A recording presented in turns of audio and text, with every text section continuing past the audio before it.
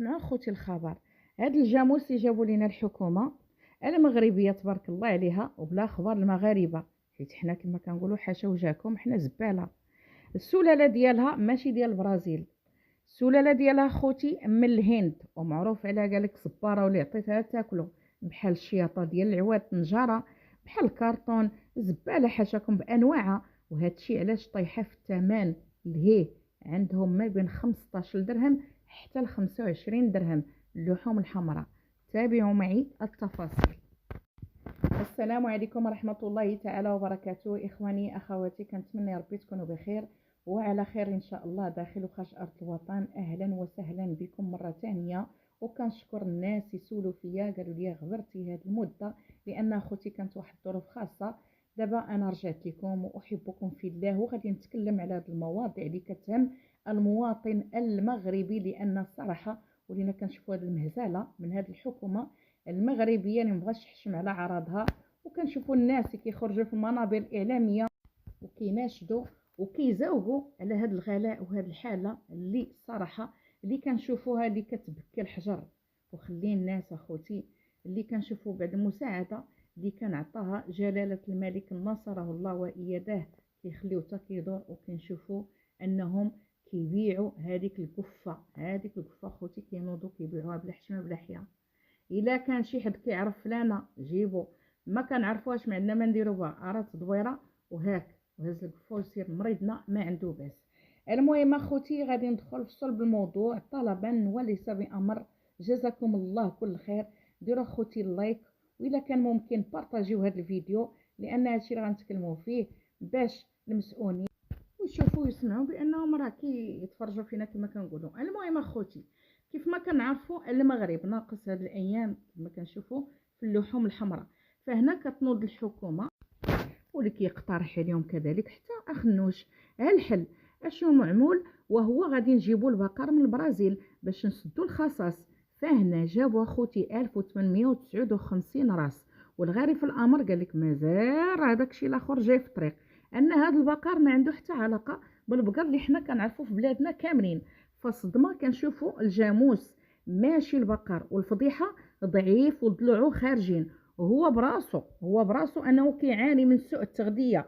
وقال ليك بغاو يحلوا بهذه الازمه تغذيه البلاد ديالنا، فعوض انهم ما يوقفوا مع هذه الفلاحه والتعاونيه ديال هذه الابقار ويحلوا المشكل كما كنقولوا في بلادنا، عين ما شافت قلب ما وجع، والقضيه راه غاديه مزيانه. لا، فهنا سامع اخوتي، فهنا بعد ما كنسولوا حنا هاد المسؤولين كيقول لك لا، الجوده ديالو راه هي مزيانه. الفضيحه والضمه الكبرى هنا بزاف ديال الدول ما بقاوش كيشريو هاد الابقار من البرازيل. علاش؟ مؤخرا في سنه 2020 لقاو عندها واحد المرض خطير، انه دايرين له واحد الكلوش في الغوج، وكذلك واحد المرض اللي سميتو بجنون البقر. وعلاش هادشي كله اللي في بلادها هي الثمن اللي واصل 25 درهم الكيلو في الاسواق. فهنا هاد اخنوش الحكومه ديالو واللي ناضوا قالوا هاد المغاربه اللي فرعوا لنا حنا راسنا، علاش ما نجيبوا لهم هاد الجاموس ومريضنا ما عنده باس وغادي تقام بثمن رخيص. وقال لك احنا حقا راه شفناو بانه راه حلال. بزاف ديال الناس اللي كاتبين وكيقولوا لينا بانه ماشي، حكا نتوما اشنو عارفين. المهم هاد الكلمه الصراحه ضرات اي مواطن اللي كنشوفوا انه راه كيقيسنا كرامتنا، هذه راه الكرامه. وهاد الناس اخوتي مع من تشاوروا داروا اللي قال لهم راسهم. المهم قال لك بان راه اللحم ما بين 80 درهم حتى ل 99 درهم. واش حنا كنشوفوا المواطن نص كيلو ديال المطيشه ما قادرش يشريها؟ اللحم هذا الحوت اللي كنقولوا هو اللي كاع رخيص، حنا كنهضروا على السردين اللي رخيص. الناس ما قادرينش، الله يكون في العون.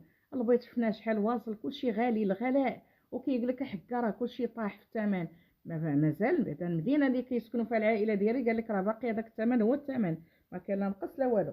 المهم قال لك هاد صافي هما موافقين ان هذا الجاموس صافي راه هو دخل ومازال عاطي يعطي، راه مازال شي الاخر راه هو جاي.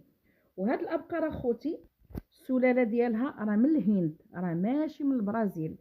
ومعروف على اخوتي الاقتصاد، اش غنقول لكم؟ قال لك صباره واللي عطيتها لها تاكلو، بحال مثلا الشياطه ديال النجاره، مثلا الزبل حاشاكم، البلاستيك بالانواع ديالها. وهادشي علاش هي طايحه في الثمن. والحكومه خوتي قال لك بغات تهلا فينا والغريب علاش ما يجيبوا الابقار الهولنديه اللي معروفه كما كنقولوا بالجوده العاليه؟ لا، حنا نستاهلوا كما كنقولوا الزبل، حاشا وجهكم اخوتي.